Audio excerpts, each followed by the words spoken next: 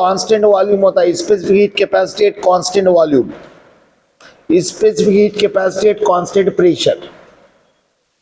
अगर वॉल्यूम को कांस्टेंट रखेंगे आप, किसको कांस्टेंट रखेंगे? वॉल्यूम को कांस्टेंट रखेंगे तो पिस्टन पीछे आएगा या अंदर जाएगा या वहां का वहीं रहेगा? वहां का वहीं रहेगा। तो यहाँ पर वर्क कौन कर रहा है? सिस्टम कर रहा है, सिस्टम पे वर्क कर रहे हैं। सिंपल क्वेश्चन है, कोई भी नहीं कर रहे, यानी वर्क डन क्या है? तो कांस्टेंट वॉल्यूम पे वर्क डन क्या रहता?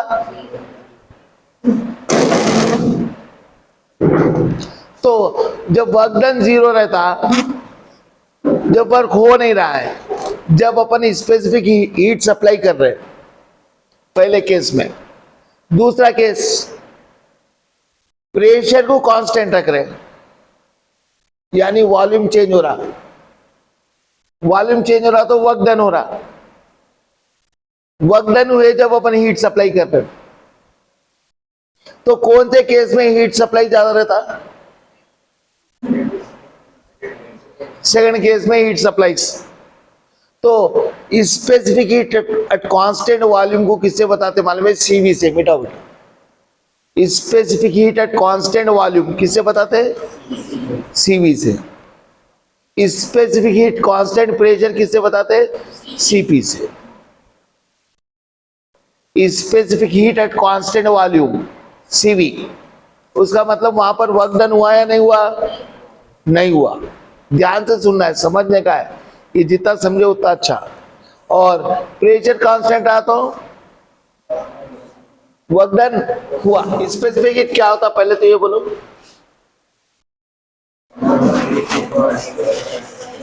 Amount of heat required to raise the temperature of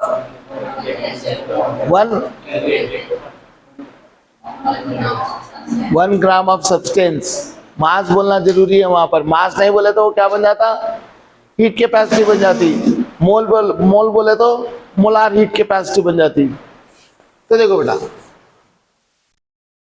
specific heat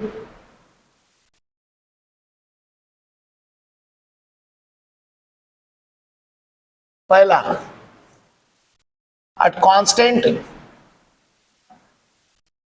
constant volume, इसको किससे बताते हैं? सीवी से। यहां पर वर्क डन कितना है? Work done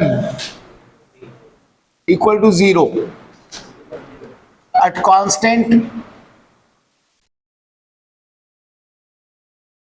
pressure. इसको किससे बताते हैं? सीपी से। वर्क इज डन, यहां वर्क हुआ, यानी इसका मतलब क्या हुआ? सीवी ग्रेटर है किससे? सीपी से।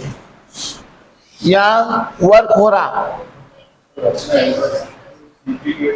सॉरी मैं गलत बोल रहा हूं। वर्क कहां पर हो रहा है? यहां पर हो रहा है। CP is greater than CV. Constant volume पे वर्क नहीं हो रहा और यहां पर वर्क हो रहा, तो यहां पर हीट ज्यादा सप्लाई करना पड़ता है, यहां पर हीट कम सप्लाई करना पड़ता। एग्जाम्पल, आप 3 रोटी खा लिया तो पेट भर गया मान लो। आपको काम कराते हुए खाना खिलाया तो कितने रोटी खा लेते? 3 से ज्यादा खा लेते ना। काम भी कर देना तो काम के साथ अगर खा रहे हैं तो ज्यादा खाना पड़ेगा, यानी सीपी ग्रेटर है सीवी से। कितना ज्यादा ग्रेटर है? ये रिलेशन है CP minus CV equals to capital R. Capital R क्या है? Universal gas constant. तो इतना ज्यादा रहता है। कितना ज्यादा रहता? आर ज्यादा रहता, यानी CP equals to R plus CV, यानी सीवी के अंदर आप आर ऐड करें तो सीपी के बराबर होता। तो वर्क डन कितना होता? आर के बराबर होता ना। जो एक्स्ट्रा कौन आ रहा है यहाँ पर? वर्क डन आ रहा। वो वर्क डन किसके बराबर रहेगा? आर के बराबर रहेगा। क्लियर? कोई डाउट? अब ये सीपी बाई सीवी रेशियो लेते हैं, सीपी बाई सीवी, इसको बोलते गामा। क्या बोलते हैं? गामा। इसको बोलते हैं ratio of specific heats, ratio of specific heats. ये रेशियो किसका है? Specific heat at constant pressure to specific heat at constant volume. लिखो बेटा problem fast.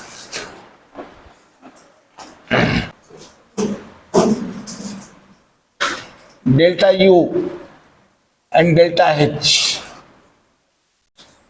Measurement of delta U and delta H.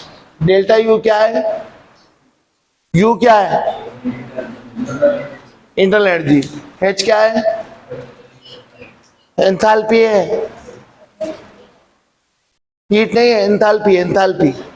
समझे? तो यू अपन कैलकुलेट नहीं कर सकते, कोई भी बॉडी के अंदर कितनी इंटरनल एनर्जी है या कितनी हीट है अपन कैलकुलेट नहीं कर सकते, लेकिन इंटरनल एनर्जी के चेंज और हीट के चेंज को कैलकुलेट कर सकते हैं। वो कैलकुलेट करने के लिए अपन जो यूज करते हैं उसको बोलते हैं, वो सब्जेक्ट को बोलते हैं कैलोरीमेट्री, और जो इंस्ट्रूमेंट जिसमें अपन ये कैलकुलेट करते हैं उसको बोलते हैं कैलोरीमीटर। क्या बोलते हैं? कैलोरीमीटर। तो delta U and delta H का कैलकुलेशन कहां पर होता? हीट सप्लाई करे, कहां पर करे? कांस्टेंट वॉल्यूम पे सप्लाई करे जब कैलकुलेशन होता। हीट सप्लाई करे कांस्टेंट प्रेशर पे करे जब कैलकुलेशन होता। चाहे वर्क करो या मत करो, इंटरनल एनर्जी चेंज होगी, और एंथैल्पी या तो रिएक्शन हीट लेगा या रिएक्शन हीट देगा, दोनों में से होगा, एक होने वाला है। तो ये क्या लिखेंगे अपन? Heat supplied at constant volume. ये क्या होगा बेटा? Heat supplied at constant pressure.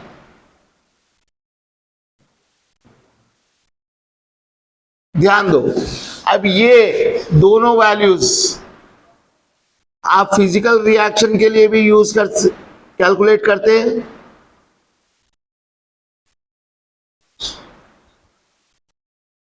और केमिकल रिएक्शन के कैलकुलेशन, केमिकल रिएक्शन हुए तो भी कैलकुलेट करते हैं। यानी चेंज इन हीट और चेंज इन एंथैल्पी और चेंज इन इंटरनल एनर्जी आप क्यूबी पे भी कैलकुलेट होता है, क्यूपी पे भी कैलकुलेट होता है, फिजिकल रिएक्शन के लिए भी होता है और केमिकल रिएक्शन के लिए भी होता है। ध्यान दो बेटा। तो this calculation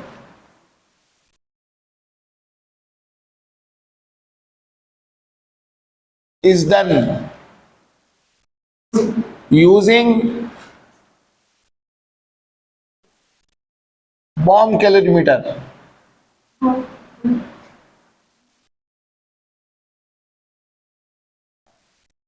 और इसको क्या बोलते हैं? कैलोरीमेट्री बोलते हैं। क्या बोलते हैं? दिस इज कॉल्ड, बोलते ये कैलकुलेशन करने को बोलते calorimetry.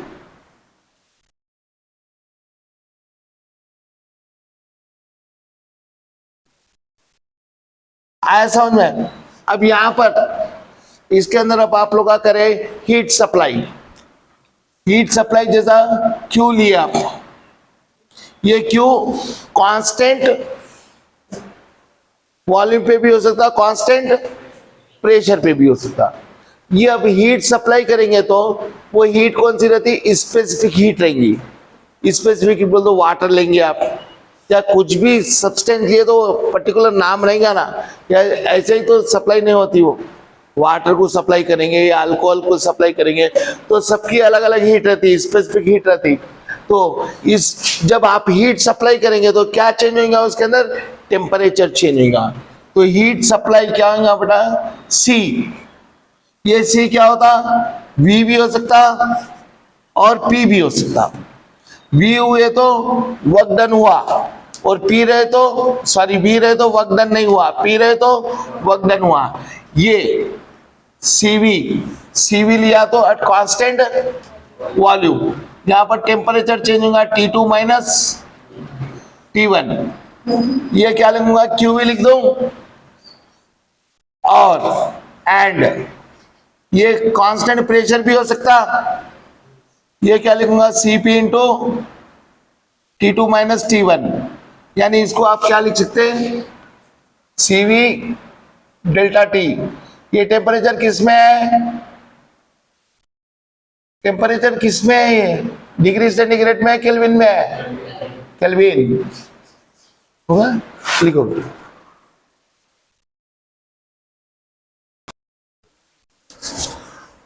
1 gram of graphite,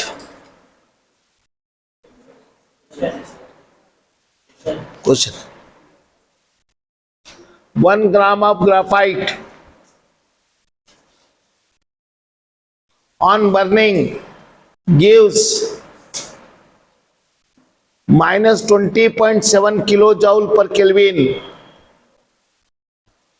gives minus 20.7 kilojoule per Kelvin heat। देखो बेटा, heat given by 1 mole of carbon on burning is, दे रहा बोलते एक्सोथर्मिक रिएक्शन है। एक्सोथर्मिक रिएक्शन बोलते क्या लेना, heat delta H equals to minus 20.7 है, 20.7 है किलो जाउल, किलो जाउल पर मोल बोला, पर ग्राम बोला, किलो जाउल पर केल्विन। देखो बेटा ध्यान से, ये किसके लिए, 1 ग्राम, 1 ग्राम के लिए कितनी हीट है, 20.7, बस ये लिख देंगे। अब 1 मोल बोलते कितना होता, 1 मोल ऑफ कार्बन कितना होता बेटा, 12 ग्राम होता। कार्बन का एटॉमिक वेट कितना है, 12 ग्राम। 1 ग्राम इतनी हीट दे रहा, तो 12 ग्राम कितनी हीट देगा, एक्स हीट देगा। कितनी है ये, चलो पूरा यूनिट ही लिख देंगे, किलो जाउल पर केल्विन। ये एक्स किलो जाउल पर केल्विन। अब कैसा कैलकुलेट करना है, एक्स को 1 से इंटू करना है, एक्स इंटू 1 इक्वल्स टू, ये 12 को 20.7 से इंटू करना है। सो एक्स इजिकल टू कितना आ गया, इंटू करो, 12 7 सा 84, 8 24 किलो जाउल पर केल्विन पर मोल आ गया है। समझ में आ गया, यहां पर मोल नहीं था, समझे, यहां पर मोल, 1 मोल इतनी हीट देता कार्बन का, 1 ग्राम कितना दे रहा हीट, 20.7। तो 12 ग्राम, 12 ग्राम बोलता हूँ, 12 ग्राम नहीं देगा, 1 मोल देगा। 1 मोल बोलता हूँ उसका खुद का मास, अगर इसकी जगह कार्बन की जगह में फास्फोरस ले तो उसका मास कितना है, 31 ग्राम। समझे, चलो 1 gram of graphite is burned in A bomb calorimeter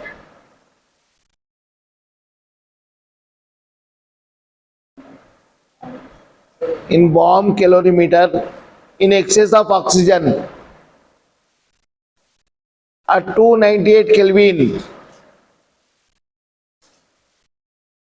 and 1 atmospheric pressure.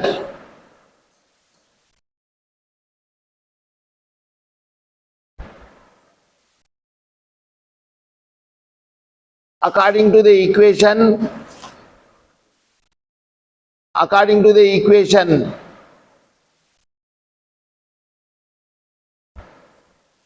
C plus O2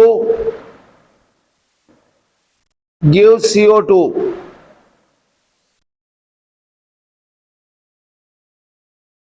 during the reaction temperature rises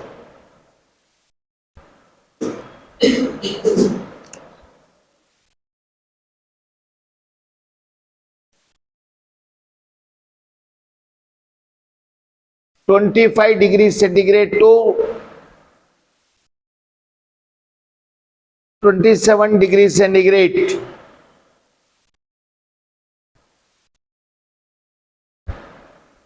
If the heat capacity of the bomb calorimeter, if the heat capacity of the bomb calorimeter, if the heat capacity of the bomb calorimeter is 20.7 kilojoule per Kelvin,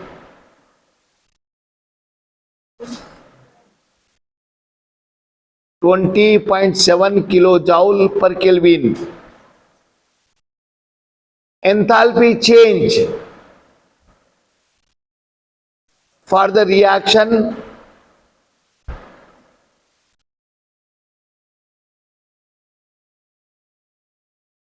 at 25°C and 1 atmospheric pressure is 1 atmospheric pressure is। देखो बेटा, ये calorimetry में जला रहे, reaction हो रही, carbon को जला रहे, तो उसमें से भी हीट निकलने वाली है, उसमें कामों कुछ भी नहीं होने वाला है, कामों कुछ भी नहीं होने वाला है। बोलो ये कांस्टेंट वॉल्यूम पे है या कांस्टेंट प्रेशर पे है? कांस्टेंट वॉल्यूम पे है। Since heat capacity of calorimeter कितना है? हाँ दिया ना, प्रॉब्लम पढ़ो। 20.7 किलो जॉल पर केल्विन है। ध्यान दो बेटा, यहां पर ये हीट कैपेसिटी कैलोरीमीटर की है। कैलोरीमीटर ज्यादा से ज्यादा कितना हीट सहन कर सकता? 1 ग्राम के लिए। हीट कैपेसिटी किसके लिए लेते अपन? 1 ग्राम के लिए। तो वो क्या बन गई? स्पेसिफिक हीट बन गई वो। यानी देयरफॉर यहां पर हीट रिलीज होगी कार्बन जला तो ये क्या लेंगे अपन? CV is equals to -20.7 kilo joule पर केल्विन। ये माइनस क्यों लिए? यहां पर प्लस लिए, यहां पर माइनस के लिए। ये किसकी कैपेसिटी बता रहा है? कैलोरीमीटर की। लेकिन ये जलने के बाद हीट निकलेंगे ना, हीट निकली बोलते एक्सोथर्मिक या एंडोथर्मिक, इसीलिए माइनस साइन ले रहे, एक्सोथर्मिक। अब अपने को मालूम है since QV is equals to CV into delta T। CV कितना है? -20.7। चेंज इन टेम्परेचर कितना है? केल्विन में बदल के बोलो फास्ट।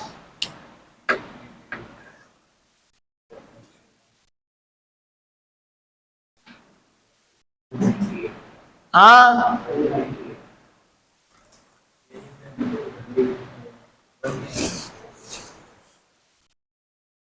पहला टेम्परेचर कितना है?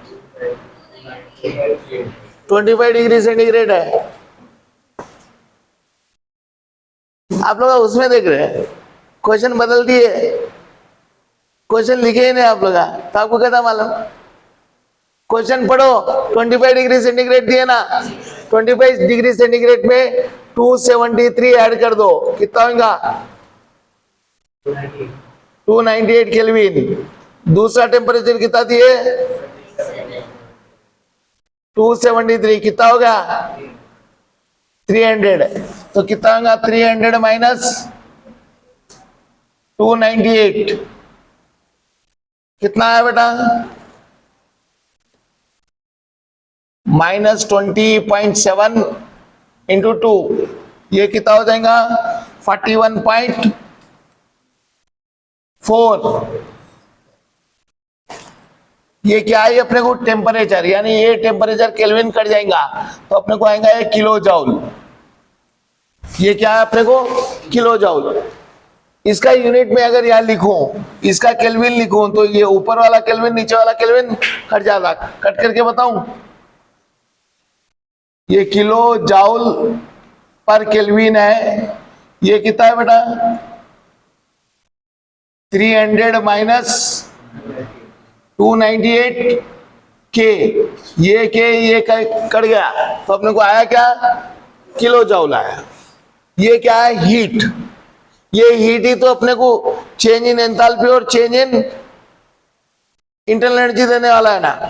तो देखो ये किसके लिए रहता है, अपन किसके लिए क्या यूज करके कैलकुलेट करें, हीट कैपेसिटी। हीट कैपेसिटी बोलते कितने ग्राम के लिए, so for 1 gram of carbon, delta U बोलो इसको या डेल्टा एच बोलो इसको, चेंज इन एंथैल्पी या चेंज इन इंटरनल एनर्जी कितना रहेगा -41 किलो जाउल हो गया। अब जरा देखो ये 12 ग्राम 1 मोल के लिए कैलकुलेट करो बोल रहा ना क्वेश्चन। देखो रिएक्शन के लिए कैलकुलेट करो बोल रहा। रिएक्शन क्या है, रिएक्शन ये दिया आपको, carbon plus oxygen gives carbon dioxide. ये कार्बन 1 है तो ये कितने ग्राम हुआ 12 ग्राम हुआ नहीं हुआ। तो 12 ग्राम के लिए कितना x किलो जाउल होना है, कितना होना है x kilo joule. x kilo joule बोलता हूं, क्रॉस मल्टीप्लाई कर दो, same x into 1 equals to 12 into 41.4, तो x is equals to into करो